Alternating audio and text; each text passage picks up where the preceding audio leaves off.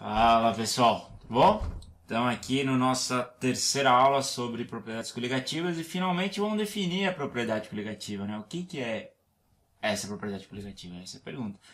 E as propriedades coligativas explicam uma pergunta que eu vou fazer para vocês, né? Será que a água do mar, né, que é uma água salgada, ou a água de um lago, uma água doce, evapora mais fácil, né? Qual que vai evaporar mais rápido? Água do mar ou uma água doce? Já respondo isso para vocês.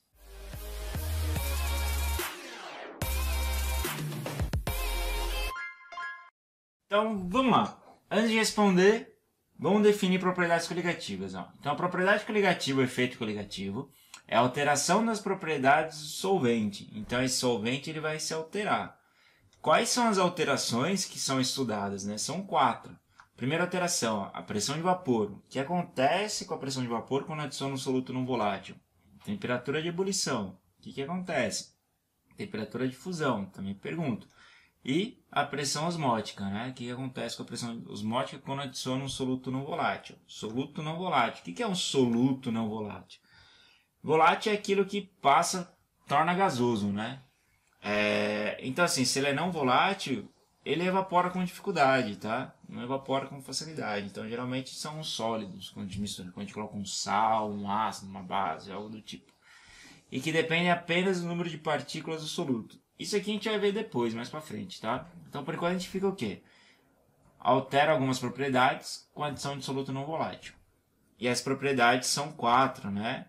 Então, as propriedades coligativas tem a nossa tonoscopia, que fala sobre a pressão de vapor, a nossa ebulioscopia, que fala sobre o ponto de ebulição, a crioscopia, que é o ponto de fusão, e a pressão osmótica. Legal. Primeiro que a gente vai ver é a tonoscopia. A tonoscopia é o quê? A alteração da pressão de vapor, que no caso é a nossa diminuição da pressão de vapor com a adição de soluto não volátil. Beleza? Para a gente entender isso daqui, por que diminui a pressão de vapor, vamos ver aqui uma simulação.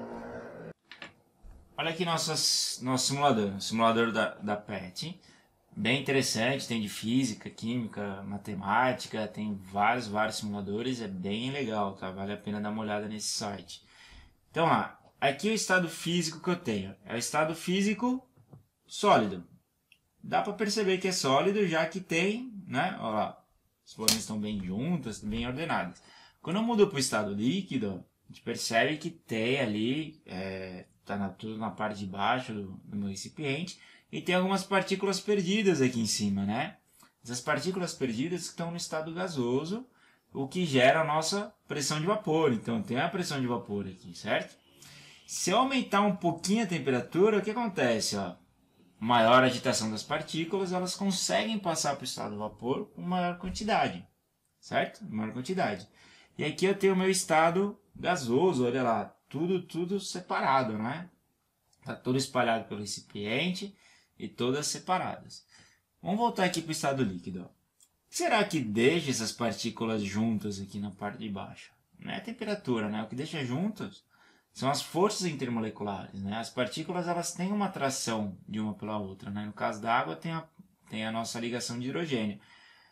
Aqui no caso é neônio, tem as forças de London. Mas é isso que une, né? As forças intermoleculares. Legal. Para eu transformar para o estado líquido, né? O que eu preciso fazer? Eu preciso quebrar essas forças intermoleculares. Então, quando aumenta a temperatura, elas se agitam mais, quebram as forças intermoleculares e ele passa para o estado gasoso. Beleza? Então, o que eu quero mostrar para você nesse simulador? Que para passar para o estado gasoso, é necessário quebrar as forças intermoleculares. Quando eu estou totalmente no estado gasoso, né, um gás ideal, as forças intermoleculares não existem. Legal? Então, vamos voltar aqui para a nossa apresentação. Então, vimos na simulação que para acontecer essa passagem, né, do estado líquido para o estado gasoso, é necessária a agitação das partículas, quebrando essas forças intermoleculares e passando assim para o estado gasoso. Legal, então agitou, quebrou forças intermoleculares, passou para o estado gasoso. Agora vamos ver o que vai acontecer, né? Quando eu adiciono um soluto não volátil, né? Será que esse soluto ele vai interagir com as partículas de solvente ou ele vai ficar só lá, né? Isso é explicado pelo processo de solvatação. Então aqui a gente vai ter a água como solvente e o NaCl, o sal de cozinha, como soluto. Vamos ver o que vai acontecer ali dentro. Então como que a água dissolve esse sal, né? Então a gente sabe que a água é uma molécula polar, né? Perto do oxigênio a gente tem a parte negativa e dos hidrogênios positiva. Por isso que ele é polar, né? Positivo e negativo. Muito bom, então como falei, né? Hidrogênio perto dos hidrogênios é positivo, perto do oxigênio é negativo, então polar. O sal de NaCl ele é formado o quê? Com o cátion, Na+, e o ânion cloreto, Cl-. Legal, forma ali o retículo cristalino, bonitinho. Então quando a água interage com esse sal, a parte positiva, que é do hidrogênio, vai interagir com quem? Com o cloreto, que é negativo, diferença de cargas, né? E do outro lado, né, onde a gente tem a carga negativa do oxigênio, interage com o sódio, que é positivo, com cátion sódio. Então, tanto o cloreto quanto o sódio, eles ficam rodeados por partículas de água, por uma interação chamada íon dipolo, é uma interação extremamente forte. Então, é assim que funciona essa dissolução e esse processo, né, quando essas partículas de sal, né, de cátions de ânion, ficam circundados com partículas de água, esse processo é chamado processo de solvatação. Legal? Bacana esse esqueminha aqui. Então o que isso tem a ver, né, com a nossa matéria? Então quando a partícula de água, quando a partícula de soluto entra na água aqui, além das interações que já existem, né, essas pontes de hidrogênio que existem entre as partículas de água, também vai ter uma interação íon dipolo, né, dessa partícula de água com o meu soluto. Então aqui, ó, se a gente analisar somente essa partícula aqui de água, essa molécula de água, além das interações de ponte de hidrogênio com as demais águas, tem uma nova interação aqui, ó, que é a nossa interação íon dipolo, que é bem forte, né? Então a gente percebe o quê? Que essa água ela está mais presa, né, no estado líquido, ela tem mais interações com as partículas do estado líquido. Então essa passagem para o estado gasoso vai ser mais difícil, né? Então as moléculas de água interagem com o soluto, dessa forma a adição desse soluto diminui a pressão de vapor. Então por conta desse motivo, por conta do aumento das interações no estado líquido. Legal? Muito bom, vamos ver esse exercício aqui, ó.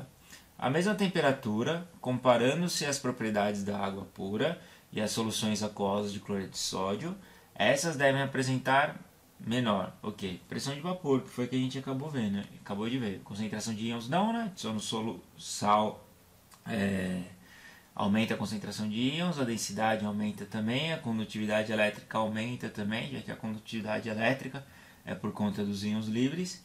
E o pH, por ser um sal básico, ele não se altera. Beleza? Bom, na sequência tem 3 exercícios. Bom tentar fazer. Depois no próximo vídeo vocês assistem a resolução, caso seja necessário. Beleza? Valeu, obrigado pela atenção. Até a próxima. Tchau, tchau.